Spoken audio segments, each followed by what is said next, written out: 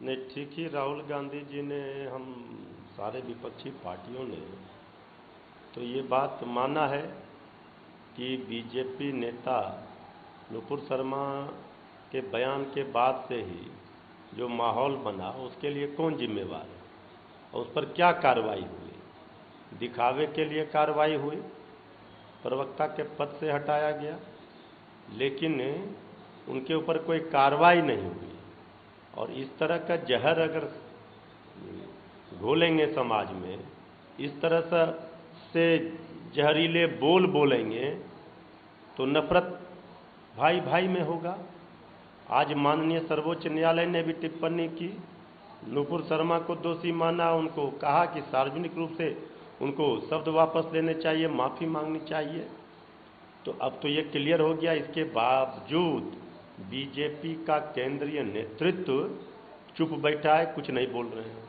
इसके पहले भी महात्मा गांधी जी को अपमानित किया गया सदन में। प्रज्ञा ठाकुर, आदरणीय प्रधानमंत्री जी ने कहा था कभी माफ़ नहीं कर पाऊंगा, लेकिन कोई कार्रवाई नहीं हुई। इसका मतलब है ये बयान नुपुर शर्मा जी का नहीं, ये बीजेपी के केंद्रीय नेतृत्व के संरक्षण में उसके द्वारा लिखे गए स्क्रिप्ट को उन्होंने कहा। तो ये समाज में इस तरह की भाषा का राजनीति में कोई स्थान नहीं है। ये अगर कोई करता है, उसे चाहे वो कोई हो, माफ़ नहीं करना चाहिए। हम पीएम मोदी से मांग करते हैं कि नुपुर शर्मा को गिरफ्तार किया जाना चाहिए और कानून को अपना काम करने देना चाहिए। बीजेपी ने क्यों बचा रही है? बीजेपी ने सुप्रीम कोर्ट द्वारा गुजरात क्लीन चिट का श्रेय लिया। अब उन्हें देखना चाहिए कि नुपुर शर्मा के बारे में एसपी ने क्या कहा। एआईएमआईएम के प्रमुख असदुद्दीन ओवैसी ने यह कहा है। नहीं, देखिए, कोई भी हो, किसी पार्टी के हो, राजनीतिक दल से ताल्लुकात रखते हो, किसी के द्वारा इस तरह की नफरत फैलाने वाली भाषा नहीं बोलनी चाहिए। हम विरोधी हैं कट्टरपंथ के, चाहे वो किसी धर्म का हो। तो इसके लिए जो सेकुलर फोर्स है, जो धर्मनिरपेक्षता है, वो इस देश की आत्मा है हिंदुस्तान की, उस पर कोई कुटाराघात होगा तो फिर ये, जब लोग ही नहीं रहेंगे तो फिर मंदिर में और मस्जिद में घंटा बजाने वाला कौन रहेगा। ये जो हो रहा है देश में सबको पता है।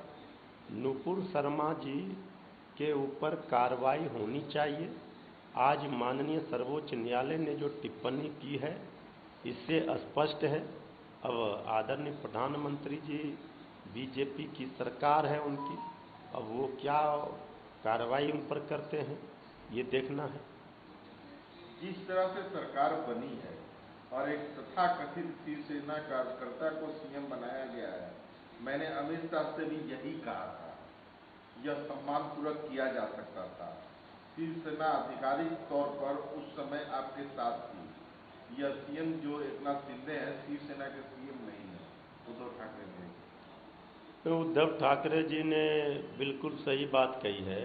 हम आज भी ये मानते हैं, ठीक है कि शिंदे जी के साथ विधायक हैं, संख्या बल है, लेकिन बाला साहेब ठाकरे जी का जो विचारधारा, जो वहाँ पर शिव सैनिक, जो उन्होंने शिवसेना बनाई, वो कार्यकर्ता शिव सैनिक सारे उद्धव ठाकरे जी के साथ हैं। जमीनी कार्यकर्ता धरातल पर। सरकार बनी किन परिस्थितियों में बनी, किस तरह से बनी, अब इस पर पूरी तरह से चर्चा हो गई।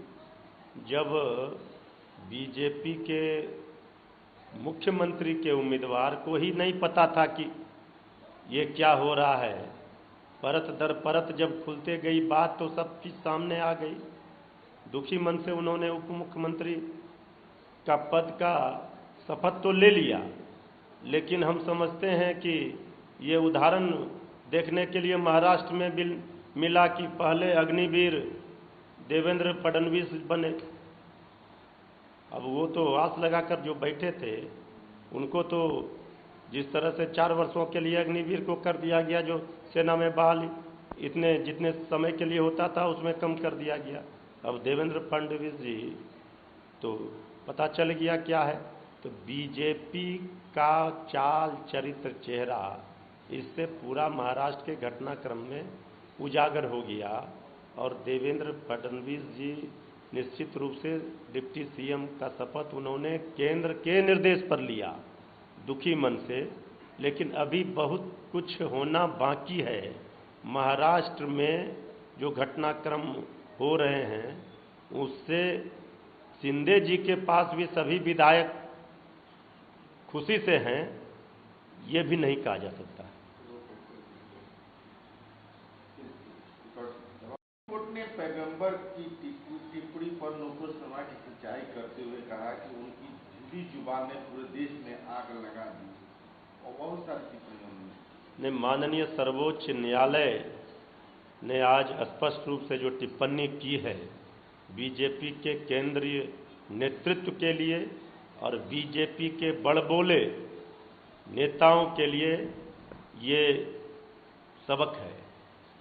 और जिस तरह से जहरीले बोल, विषैले बोल बोलने वाले लोग हैं और नफरत फैला रहे हैं, भाई भाई में लड़ा रहे हैं, ये तो बंद होना ही चाहिए।